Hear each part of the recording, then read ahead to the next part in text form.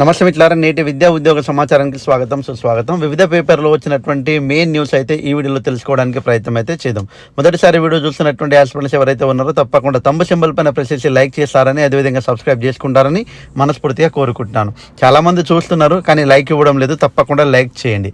చూడండి, మెయిన్గా చూసినట్లయితే నెలాఖరిలోగా డిఎస్సి రిజల్ట్ కసరత్తు చేస్తున్న అధికారులు ఒక్కరోజు వ్యవధిలోనే ఫైనల్కి ఫలితాలు, అక్టోబర్ ఫస్ట్ వీక్లో నియామక ప్రక్రియ. అయితే ఇప్పుడున్నటువంటి సిచ్యువేషన్ ప్రకారం అయితే డిఎస్సి ఫైనల్కి అయితే ఈ నెల ఆఖరిలోగా విడుదల చేసేందుకు విద్యాశాఖ కసరత్తు చేస్తూ ఉన్నది. ఇప్పటికే ప్రిలిమినరీకి అదేవిధంగా రెస్పాన్స్ షీట్ అనేటువంటిది అందుబాటులో ఉంచింది. అభ్యంతరాల స్వీకరణ అనంతరం తప్పకుండా ఫైనల్కి రిలీజ్ చేసి అదే రోజు లేదా తర్వాత రోజు ఫలితాలు వెల్లడించడానికి అవకాశం అయితే ఉంది. సెప్టెంబర్ లాస్ట్ వీక్ లేదా అక్టోబర్ ఫస్ట్ వీక్లో ఉపాధ్యాయ నియామక ప్రక్రియ అనేటువంటిది స్టార్ట్ చేసే అవకాశం ఉంది. అయితే ఇది జిల్లాల వారీగా వెరిఫికేషన్ అనేటువంటిది ఉంటుంది కాబట్టి జిల్లాల వారీగా పోస్టులు, అదేవిధంగా డిఎస్సి పరీక్ష రాసిన వారి వివరాలు అధికారులు క్రోడీకరిస్తున్నారు. ఇవన్నీ కూడా రోస్టర్ విధానము, వివిధ కేటగిరీలు పోస్టులు విభజనపై దృష్టి సారించారు.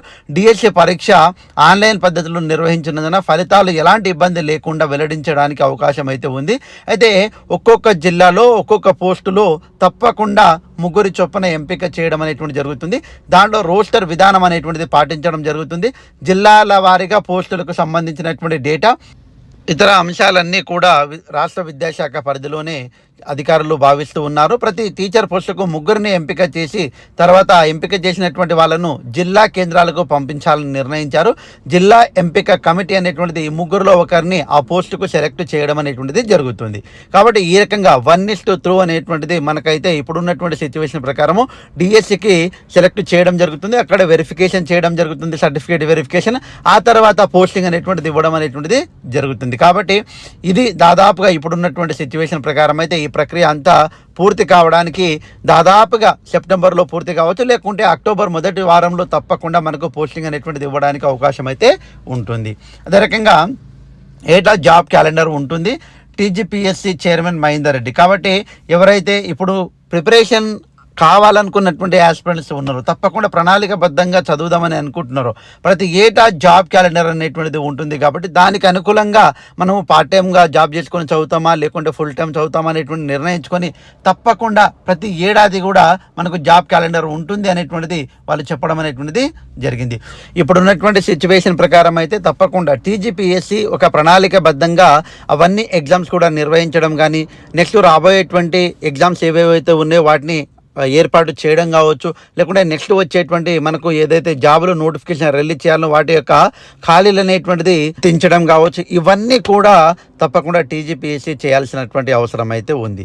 సో ఎనీహౌ మిత్రులారా, తప్పకుండా నిరుద్యోగుల కోసము ప్రత్యేకంగా ఇంగ్లీష్ సంబంధించినటువంటి ఒక ఛానల్ అయితే మనం స్టార్ట్ చేశాము, ఓన్లీ ఇంగ్లీష్ పర్పస్లో. కాబట్టి ఇంగ్లీష్ వరల్డ్ అనేటువంటిది ఈ కామెంట్ రూపంలో అదేవిధంగా డిస్క్రిప్షన్లో ఆ లింక్ అనేటువంటిది ప్రొవైడ్ చేశాను. తప్పకుండా దాంట్లో రెగ్యులర్గా క్లాసులు చేయాలనే ఉద్దేశం అయితే ఉంది. నా టార్గెట్ తెలుగు మీడియం ఆస్పిరెంట్స్.